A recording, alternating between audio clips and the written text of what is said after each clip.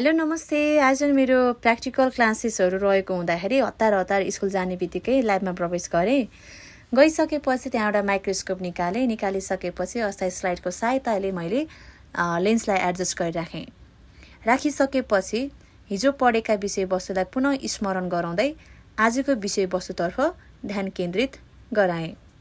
कक्षा 7मा रहेको जीवकोश अन्तर्गत हामीले हेर्नुपर्ने प्याजकोश र गालाको कोष हो।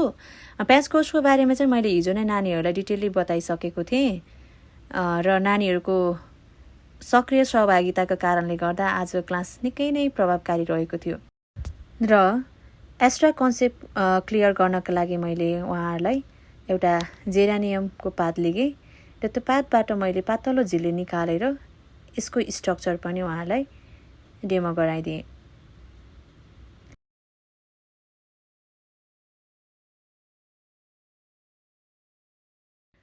व्हाइट बोर्डमा तपाईँहरूले देख्न सक्नुहुन्छ प्याजको कोषहरू र कोषहरूमध्ये एउटा कोषलाई हामीले कसरी स्केच आउट गर्न सक्छौँ र नामाकरण कसरी गर्न सक्छौँ भन्ने कुरा पनि राखिदिएको छु।